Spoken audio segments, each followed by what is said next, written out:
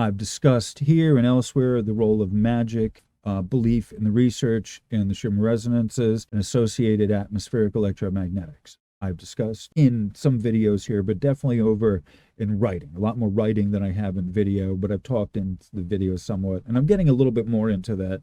As I've been doing more videos and time has been progressing, and I've covered all of the hardcore technical stuff, I've been getting it dealing more with the spiritual and metaphysics and the hocus pocus and mumbo jumbo that's been coming along with Schumann resonances and the Sturm und Drang.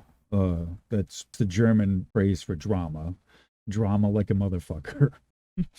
I just to pause.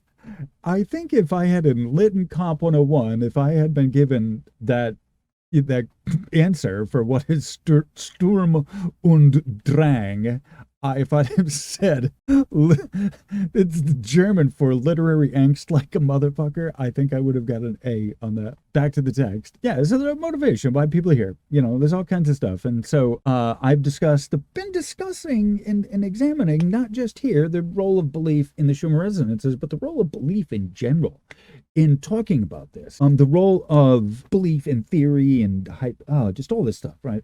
So I've talked about, driven myself crazy, and you maybe may or may not be crazy as well, with these discussions, the philosophy behind metaphysics related to the Schumann resonances. Oh my God. Wasn't ever there.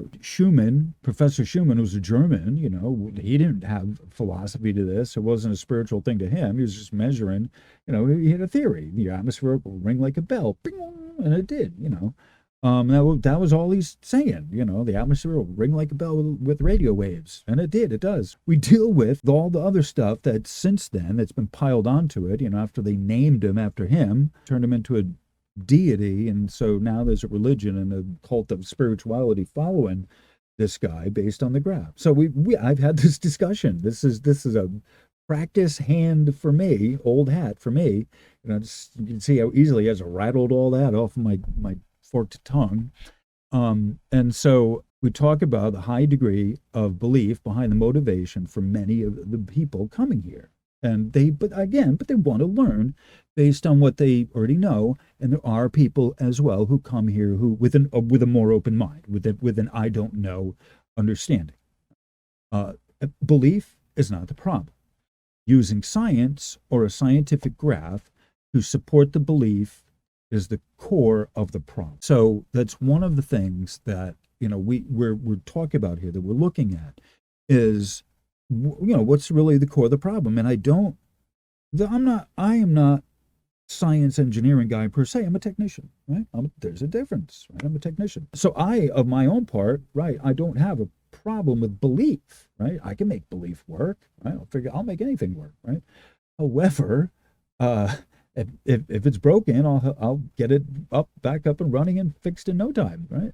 The belief is not the problem. It is the mix and match, the Garanimal approach to your belief in pseudoscience, right? You turned it into a witchcraft, essentially idolatry. I don't know a better way to put it, right? You've deified the graphs, called it the Schumann. You took a mechanical graph and put a person's name on it, right? I mean, they do that with ships, all right? Cars, all right, okay. All right, you name things. I get it. You're gonna name it something, all right. But people check it every day. It's more than just a boat. They're much more passionate over the Schumann as the graph than Schumann the boat or Schumann the professor. Or Schumann, the actual real life person. I couldn't give a shit about him, but oh yeah, the graph. Don't even know that there's an actual Professor Schumann behind it. Don't care. This is not everyone. This isn't the attitude of everyone, but in many enough cases, this has been what I have found, that they don't know that Schumann was a professor. All right, so. So again, the belief, it's not because they came in with, ignorant of it. They could have learned, but they have come in with a belief and an understanding and a philosophy and all that, or it's already built up and built in. and that has precluded other stuff from taking place. So because based on what has already transpired in the head, the narrative that's transpired in the head, there is a preclusion of, there is an exclusion of certain things having happened prior to this, prior to the graph. There was a Professor Schumann, for example, as a working example of the principle I'm talking about. That would be the notable example of the principle. Belief is not the problem. Using science or a scientific graph to support that belief is the core of the problem. Do as you wish, believe as you will. With humans, nothing is automatic. I have said this before, nothing is automatic. It is all by choice. I'm not here to dissuade any beliefs, nor is anyone here looking to topple any belief system or religion. My groups are a place where we discuss, they weren't started to discuss the spiritual or religious value of the spectrogram as a Schumann. However, I am at this point I'm suggested to, I am left with no choice but to address the issue of the spiritual value of the Schumann and what that means to people, and them turning it into a religion. As a technician, I have had 40 years in the field of audio, video, electronics, computer repair, radio, television, broadcasting, working live concerts as a sound guy, working on digital capture systems, and the list goes on. Even if it's just volunteering at the local public television studio to assist in working as a cameraman and technician, worked at public radio. And it was not for a long period of time I worked as a cameraman. I went in there for, a year. 1 year I was working there. And I wouldn't go in every time as a cameraman, but sometimes they just to sit by in the studio and watch them, and they'd help me, they'd tell me how everything worked and, let me edit. And, it's just, simple kind of stuff. It was very neat. I spent time working in the field. I worked all kinds of stuff as a technical person.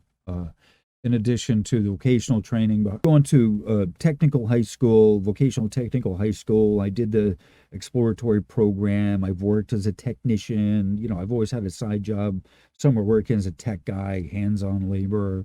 I've always had my own radio. I've always had an antenna up. I've always worked with audio, video, all these kind of things, hands-on, or helping my friends, hooking up with their stuff. Everyone, all over the place. So there's a certain ethic, and I wouldn't call myself a journeyman, but I'm a technician. So there's a certain work ethic or attitude, a collaborative spirit that comes with group of people, all right, that are like-minded with singleness of purpose. The tradesman, the guy that you work with on the job, have a certain language. It's a manner of conveying information between one another that's paired with the work itself, along with the tools necessary to do the job. There's specialized vocabulary, specialized tools. You got to know what the 3/8 is. If they're working on a project and the boss says, "Get me the 3/8," you have to know, or you have to stop and ask, the 3/8 what, right? 3/8 drive, all right, as opposed to a 3/8 wrench. Okay, they're not, the 3/8 socket is different from a 3/8 drive. Right? So if you don't know what the words mean, right, you might know what that word means of itself, but if you're on the job, a specialized application, it's like this everywhere. No matter what job, no matter what occupation you are, there's a specialized set of official language that explains what the tools are, and then there is the lingo, there is the lexicon, there is the shortening of the code. The lingo is a shortening of the lexicon. Right? That's essentially what that is. You have a lexicon, which is a subset of the language, and then you have the lingo that goes with the job that the guys yell back and forth. Get me a 3/8 drive. I need the 3/8 up here, right? And make sure it's got the hose on it. Air hose. It's a pneumatic air hose. Okay, right? So there's a bunch of short code that comes on the job. Any job. My mother, knit one, purl one. For any of those who know knitting, you would know what that is. Knit one, purl one. My mother explained it. A knit goes one direction, the purl goes the opposite way. Okay, and that's how you get patterns in your knitting, is a knitting and a purling and whatever, whatever other stitches there are. There's notation, sewing, notation, music, these are all code for you with the work itself. There's an assumption of the hands-on, project that we're working on that is part of the vocabulary or the communication itself. An impact wrench, for example, either you know how to work it or you can get hurt, right? And the fact of getting hurt actually, kind of is the natural regression that happens with tools, with all tools. Some more so than others. Some attrition, I think.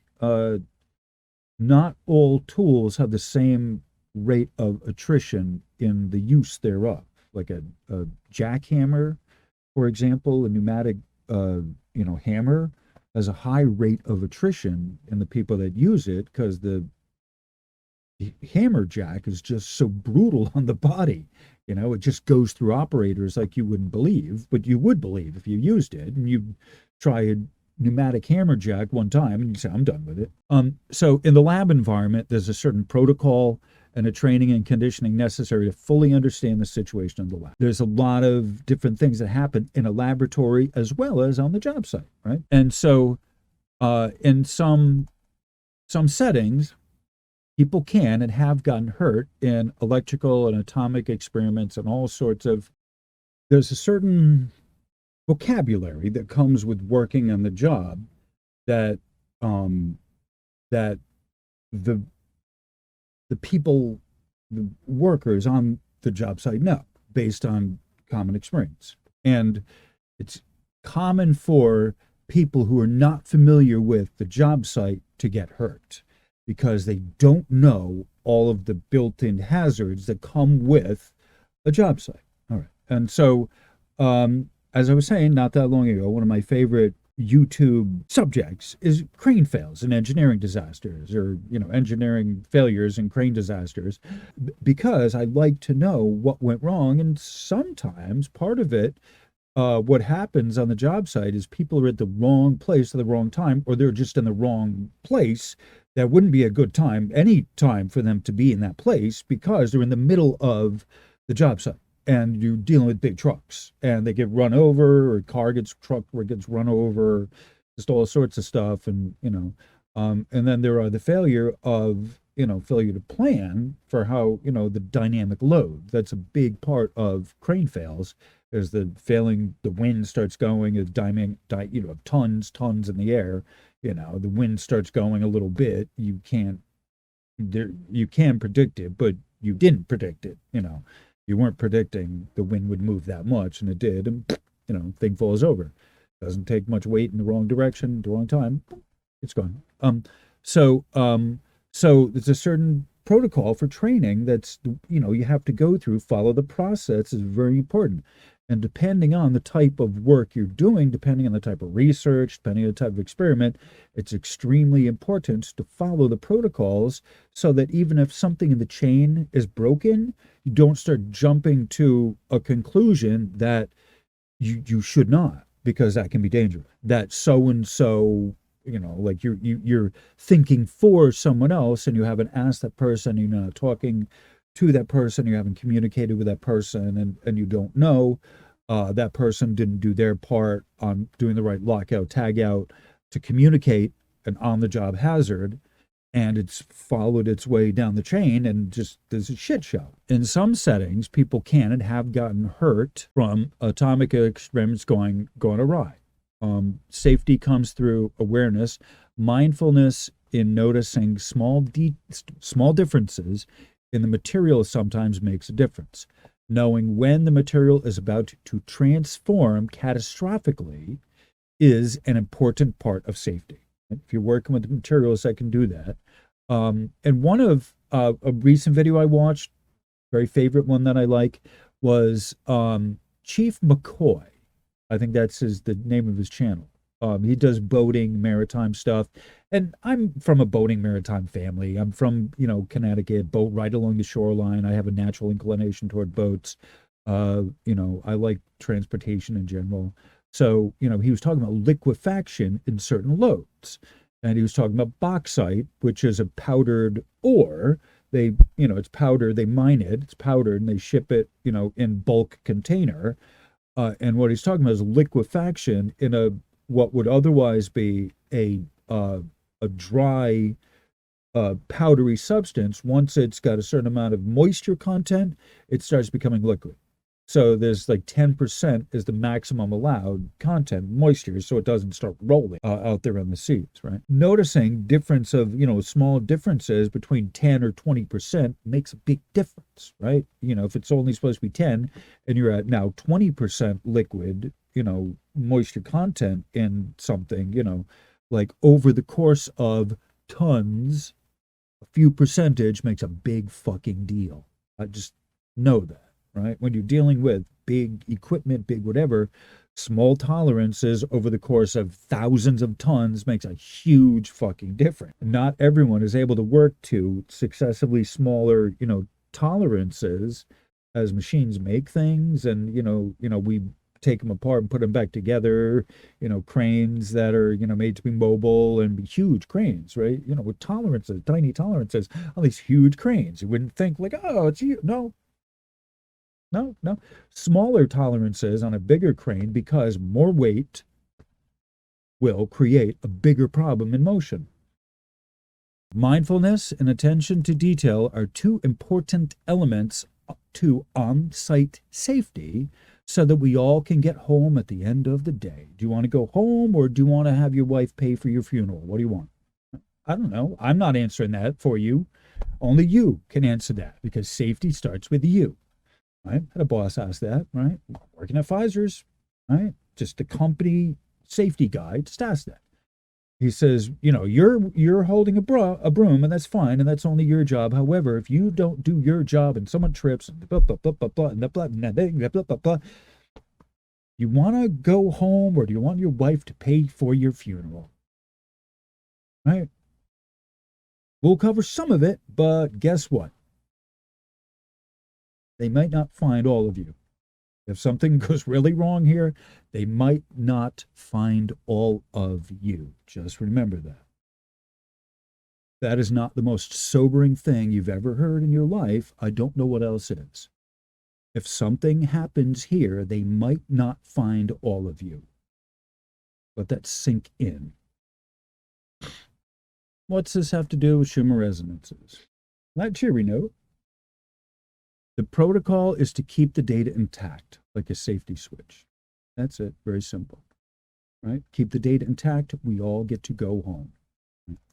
The problem is that the Schumann resonances are invisible. There's a lot of job hazards that are invisible. One first task, make visible what would otherwise be invisible. This is the job of the spectrogram. Yet there's a huge section of this discussion that is no longer secured through an actual experience or on-the-job experience, yet it is secure, it is unsecured and invisible. Much of the belief system that folks arrive at here with is actually a detriment to the clear, safe understanding of what the atmospheric electromagnetics are. I use the word safe to make a sideways glance, sideways nod, to those folks who are prone to spastic behavior over the spikes on the spectrogram. Words themselves can be the invisible hazard, due to the logical concepts held by a person in the head. The hardest part of speaking is breaking apart from the idea that what you say is absolute in meaning. The meaning of conversation with humans was broken apart from what I speak. I have previously discussed the tragedy at the Tower of Babel. All right, so I've talked about that a little bit. I know I posted something on Patreon. I haven't talked too much about this, but I have mentioned it. But this is one of those on the back burner projects I'm working on, is having a discussion on the Tower of Babel. But what I'm going to do is, even though I've discussed it a little bit, I'm going to be going into detail because I've been asking my spirits and my guides, please help me. What happened to the human language? Because it's entirely unpleasant to be in, right? It's not that communicating through words and sound is to me a problem, right? It's that talking and what happens in a lot of cases is an unpleasant experience. And what is that? I know that some people have a great time chatting, chit-chatting, whatever, and so that's fine. But I also know that there's people who have been through multiple reincarnation cycles together and they just know each other, right? And I've talked about the 93% of you that is the genetics of the planet itself and not yours per se, but it's a combination of all our genes together of being in the planet and the veil of Maya and all of this. I've discussed this as part of it. So I can't necessarily rely on that as the reason why. I'm trying to dig deeper. I can't just rely or rest on that as, oh, that's, it's my first time here, like it's just, no, there has to be a reason why. Because in theory, this is all our first time here. We all forget, we all go through the veil. So what is, if we can look at the succession of humans, not as you and me haven't been there, all right, that's fine, my first life, but humanity in general having been there, what happened? What happened with the history of humans to make us this way? Right?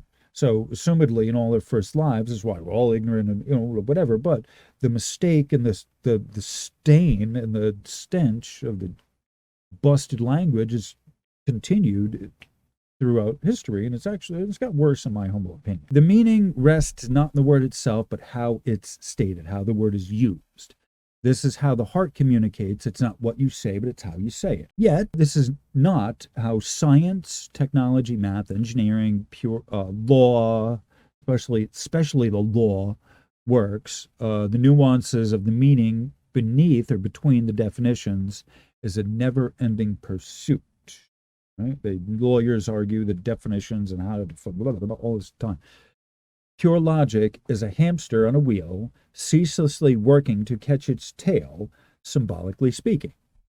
Right? So, like schematically speaking, the dynamic looks like a linear progression escalating in frequency. So the hamster, as it's going around, it goes faster and faster. And that's sort of how logic works, as it just kind of spins. It can potentially spin its gears if it's not being, kind of grounded or anchored into something concrete. It just kind of escalate, in some cases out of control. It just way out there.